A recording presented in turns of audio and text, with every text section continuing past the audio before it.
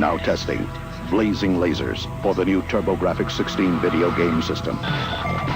Subject exposed to non-stop blazing laser fire, 8 power-up weapons, 9 levels of hostile aliens. Objective, defeat the Dark Squadron, save Earth. Test completed. Blazing Lasers, one of many great games for TurboGrafx 16 from NEC, the higher energy video game system. When the coming together of talent from multiple companies to work on a single project is discussed, Chrono Trigger is often the game talked about, and with good reason. After all, that game is a masterpiece, and its collaborative effort is the stuff of gaming legend. Well, the star of today's QuickBytes isn't quite up there with Chrono Trigger in terms of storied legend, but it nevertheless feels worthy of discussion, and it's a prime example of just how big a deal the PC Engine and TurboGrafx 16 was, and why it had such a prominent place in the gaming max of the early 1990s as the hot thing to import. And it's a game whose generic title serves as camouflage for one of the best and most impressive shmup experiences of its generation. Blazing Lasers, also known as Gunhead in Japan, to tie it in with the movie of the same name, had not one, not two, but 3 directors from 2 different software houses, Compile and Hudson Soft, both well-established companies by 1989 with iconic titles of their own. Working under them were the design team of Koji Teramoto, Hiromichi Tsuyoshi and Kazuyuki Nakashima, and what they produced together was this.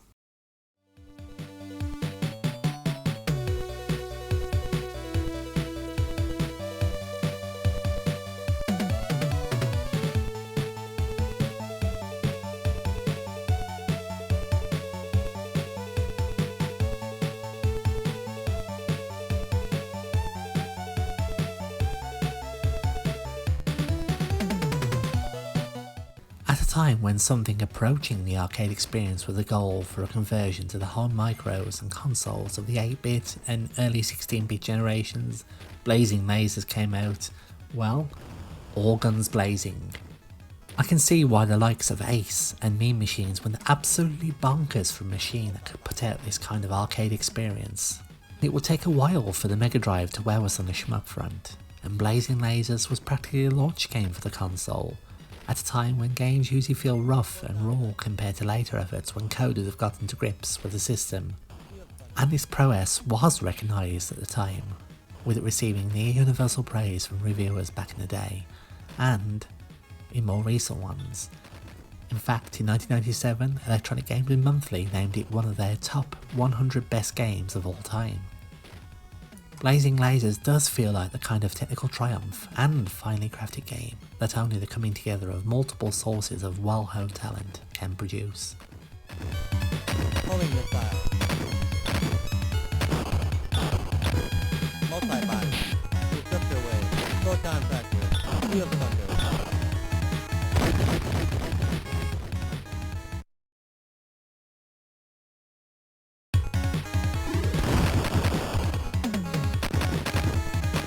Homing missile.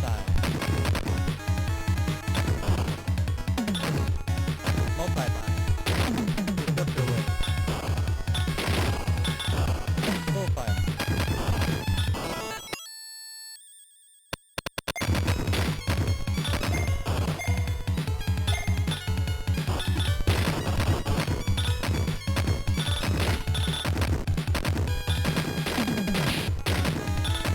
Photon ring blaster. Ring blaster.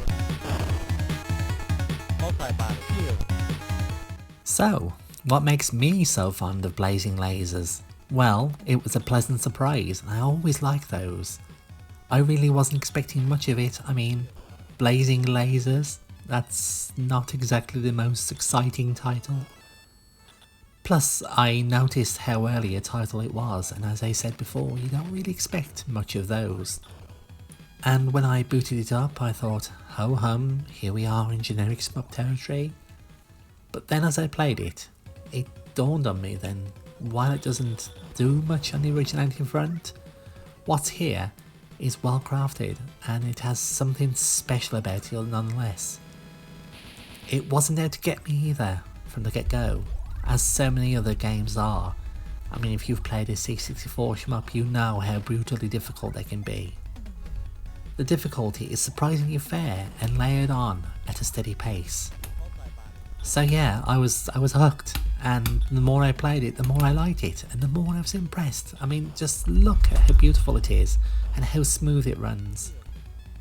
The game also hands out extra lives and smart bombs like candy, giving you enough freedom to ease into the game and learn attack patterns and what all the plentiful power-ups do, and just enjoy yourself. That's all I can ask. There are so many shmups I play that I just play for the spectacle of it, especially the more bullet hell and grueling ones. I'll just play them on MAME and then punch quarter into them and just play to see the spectacular what they got to offer. But Blazing Lasers, it makes me want to play and learn, and like repeating the levels isn't a chore. It should be. There's so many things I think, oh gosh, I've lost a life, I've got to go back to this point. But no, it's checkpointed well, and you get up to speed really quickly as well.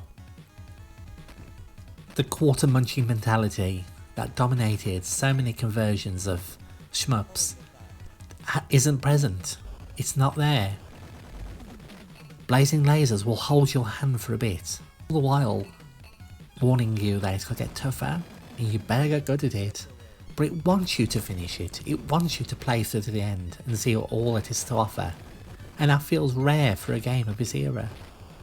So yeah, I can't praise Blazing Lasers enough, and I wanted to produce my own little retrospective to shine my own little spotlight on it. Something I don't often do with shmups, so you know it's something special. And it can still be bought digitally, albeit on the Wii U Virtual Store. And well, the clock is ticking on that. So if you plan to buy it on the Virtual Store, have the means to play it, I advise you to do so sooner rather than later. Oh, and it's also part of the library on the Core Graphics Mini, which you can actually still buy at a decent price. Otherwise, well, there are ways, as you can see here. So, I have a piece of advice for you, and that is to let Blazing Lasers blaze a trail into your heart today.